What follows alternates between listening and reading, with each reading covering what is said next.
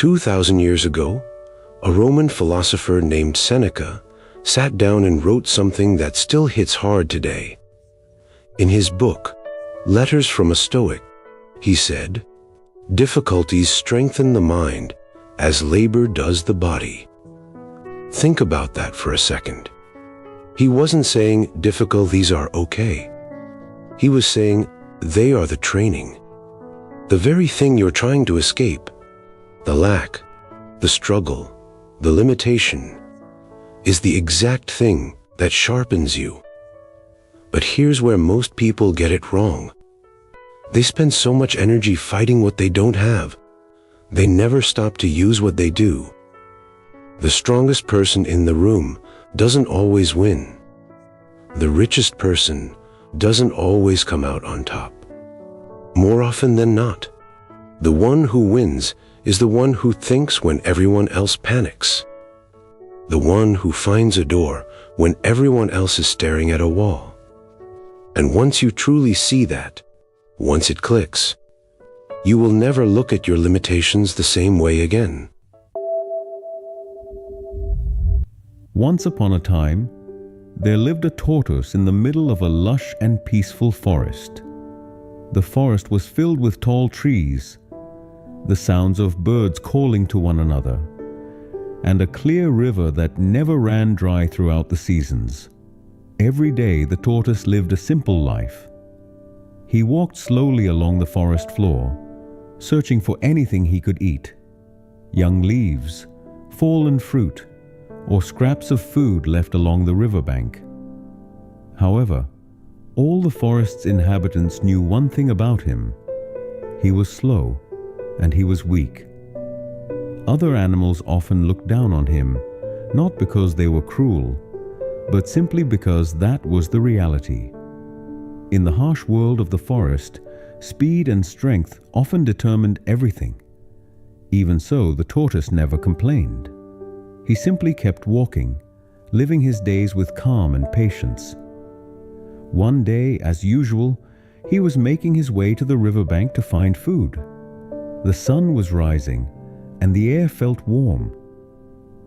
Along the way, he spotted a crow standing on the ground, looking restless. In front of the crow were several hard walnut shells.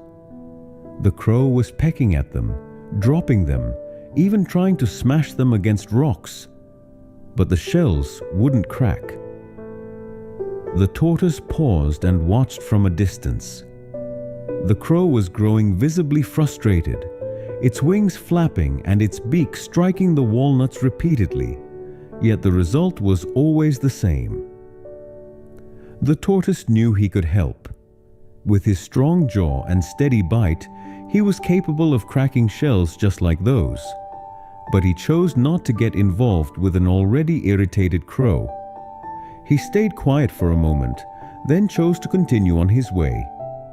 Not long after, he arrived at a corner of the forest he rarely visited. There he saw something that stopped him in his tracks: a banana tree. And not just any banana tree. The fruit hung low, golden yellow, and perfectly ripe. Its aroma drifted through the air from several steps away. The tortoise swallowed. It had been a long time since he had found food that good. Full of hope, he drew closer. He tried pushing the trunk. It wouldn't move. He tried again, harder. Still nothing. He tried biting the trunk. Useless. His slow steps, short stature, and limited strength gave him no way to reach the fruit. The tortoise went still. For a moment, he simply stared at the bananas without moving. But he did not give up. He slowly stepped back, turned around, and retraced his path, back toward the crow. When he arrived, the crow was still there, and just as before, not a single walnut had been cracked. The crow's expression was now far more frustrated, and she was nearly ready to give up. The tortoise approached calmly. This time, he did not just watch. He spoke. The tortoise stopped a few steps away from the crow. He did not rush to speak.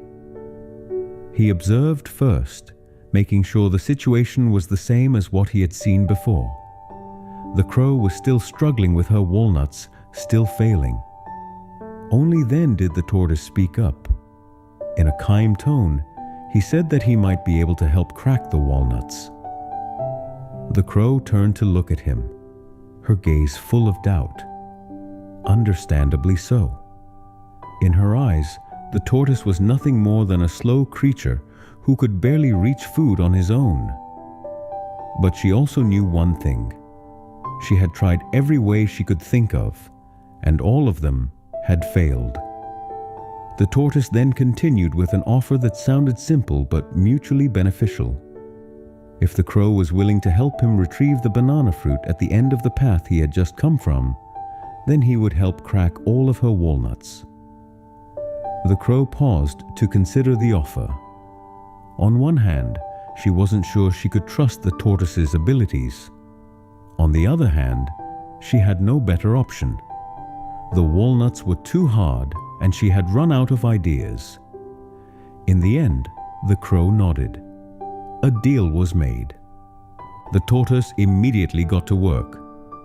With his powerful jaw, he bit down on a walnut and pressed steadily. Crack! The shell split open. The walnut's insides were revealed. The crow was astonished. She leaned in and watched more closely. The tortoise moved on to the next walnut. Crack again. There was no doubt left. The tortoise could do what the crow could not. Without wasting any time, the crow kept her end of the bargain. She flew toward the banana tree and from above easily reached the hanging fruit. She picked them one by one and carried them back. She had to make several trips since her feet could only carry one or two at a time. But that was far easier than cracking those hard shells. Meanwhile, the tortoise continued working below, cracking walnut after walnut with patience, unhurried but steady. The partnership flowed smoothly. Neither felt cheated, and neither tried to take more than their share. Each did their part. Before long, both had gotten what they wanted. The tortoise finally got to enjoy the ripe bananas that had been out of his reach. The crow was able to eat the walnut meat that had frustrated her for so long. When it was all done, there were no grand speeches, no celebration, no small talk, just a quiet mutual understanding that the cooperation had worked. The crow prepared to leave, spread her wings, and flew away. But as she went, she thought to herself that even though the tortoise looked weak and slow, he was clearly not foolish. He knew how to use what he had. Meanwhile, the tortoise walked on slowly. His stomach was full. His steps were just as unhurried as always. But that day, he had proven something. That having limitations does not mean you cannot get what you want. He continued walking through the forest, at ease and unsuspecting, until he entered a quieter area. The undergrowth grew denser, and the sounds of the forest fell more silent. Without realizing it, he was not alone. The tortoise kept walking slowly through the increasingly quiet part of the forest, his steps as calm as ever. Then suddenly, from behind the bushes, something moved fast. A large bear burst out and lunged directly at him. There was no time to run, no place to hide. In an instant, the tortoise was in danger, but he did not panic. Without hesitation, he pulled his entire body into his shell. His head, his legs, everything disappeared. All that remained was a hard, rounded shell.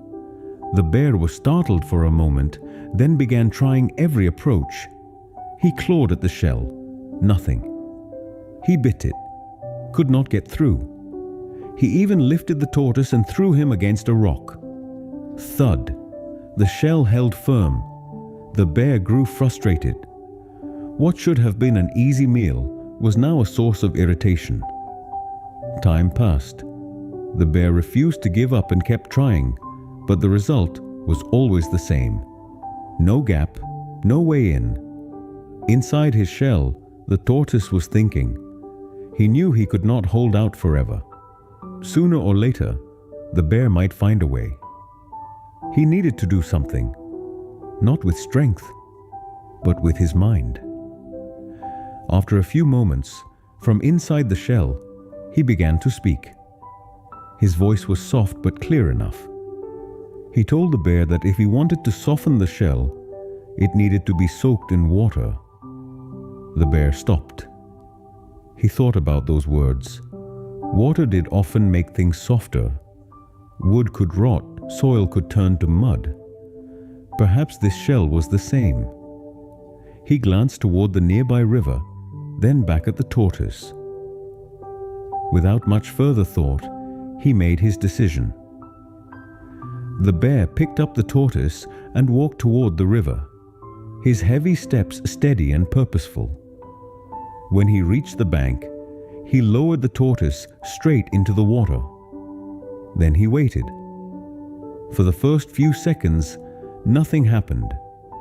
But then, suddenly, the tortoise moved. Quickly he extended his legs and head and swam away toward the middle of the river. His movement was far faster than it had been on land. In moments, he was already well beyond the bear's reach, disappearing into the deeper part of the river. The bear stood still, staring at the water that had grown calm again. There was no tortoise left. He finally understood. He had been tricked.